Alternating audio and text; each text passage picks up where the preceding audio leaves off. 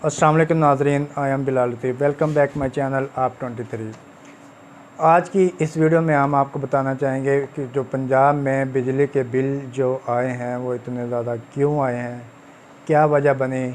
हालांकि पंजाब गवर्नमेंट की जानिब से ऐलान किया गया था जो पहले 100 यूनिट इस्तेमाल होंगे बिजली के, जो जो कमर्शियल नहीं होंगे, बिजली घरों वाली बिजली होगी, उनके 100 यूनिट जो पहले इस्तेमाल होंगे उनकी जो बिजली होगी वो फ्री होगी। लेकिन वो बाद में ऐलान वापस ले लिया गया था और वो 100 यूनिट वाला चक्कर कैंसिल कर दिया गया था। उसके बावजूद भी बिजली के बिल पंजाब में बहुत ज़्यादा आए हैं, जिसकी वजह क्या बनी है आज की इस वीडियो में आपको ये बताते हैं। मेरे पास बिजली का एक बिल मौजूद है, मैप्को कंपनी का, मुल्तान की जो कंपनी है मैप्को, उसका बिल मौजूद है। उसमें जो टैक्स वगैरह लगे हुए हैं वो हम आपकी नज़रसानी उस पर थोड़ी सी तवज्जो करवाना चाहेंगे, आपको बताना चाहेंगे कि क्या क्या टैक्स लगाए गए हैं गवर्नमेंट की जानिब से और क्यों इतने ज़्यादा बिल हुकूमत की जानिब से हमें दिए गए हैं। मेरे पास मेरे अपने घर का बिल मौजूद है बिजली का। हमने जो बिजली के यूनिट इस्तेमाल किए हैं वो 386 यूनिट हैं। उनका जो बिल टोटल बनता है 8,649 रुपये बनता है। लेकिन फ्यूल प्राइस एडजस्टमेंट की मद में इन्होंने 3623 रुपये जो हमें टैक्स एक्स्ट्रा डाला है, ये वो टैक्स है जो टोटल बिल के ऊपर इन्होंने ऐड किया है और टोटल बिल हमारा बना है 12,272 रुपये। ये जो फ्यूल प्राइस एडजस्टमेंट टैक्स है ये क्या है, ये क्यों ऐड किया गया है, लेकिन ये नाम इसको सिर्फ फ्यूल प्राइस एडजस्टमेंट का दिया गया है।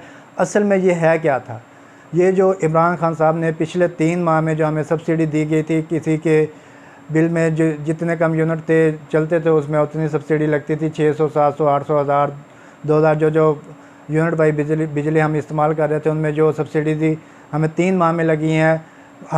मुझे ऐसा ये लग रहा है कि वो सब्सिडी इन्होंने इकट्ठी करके एक ही बिल में ऐड करके फ्यूल प्राइस एडजस्टमेंट के चक्कर में हमें दोबारा इनके बिजली के बिलों में ये ऐड कर दी गई है, जिससे हमारे बिल जो हैं वो बढ़ा के इतने ज़्यादा कर दिए गए हैं कि गरीब आवाम का ये बिल भरना मुश्किल हो गया, बल्कि नामुमकिन था। और इसके एवज इन्होंने ये किया इस बार, बिजली के बिल भरने के लिए जो लंबी लंबी कतारें बैंकों में लगी हुई थी, यूटिलिटी स्टोर पे लगी हुई थी, और दूसरा जो जहाँ शॉप होती हैं बिल भरने वाली, जहाँ बिल पॉइंट होते हैं, वो उन्होंने आज की डेट में बिल वैसे ही बंद कर दिए थे। और अब ये होगा, इससे जो बिल आवाम पे करेगी, एक तो वो टैक्स जो लगाया वो तो अजाफी जो गवर्नमेंट ने लगाया वो तो अजाफी है, उसके अलावा जो अब जो टैक्स ऊपर और लगेगा वो जो लेट होने की सूरत में फ़ीस अदा करनी पड़ेगी वो भी आपको देनी पड़ेगी, क्योंकि आज का टाइम गुजर चुका है।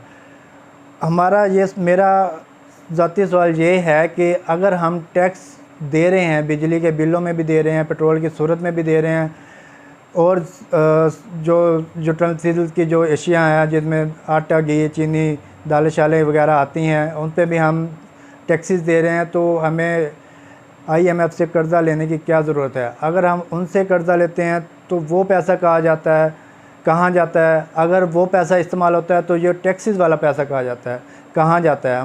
मेरा सिर्फ ये ज़ाती एक सवाल है गवर्नमेंट से। अगर किसी भाई को ये इस सवाल का जवाब पता है तो लाजमी हमें कमेंट में लाजमी बताइएगा। अब तक की वीडियो के लिए इतना ही बस। नेक्स्ट वीडियो के लिए हमें ज़रूर लाइक और शेयर कीजिएगा।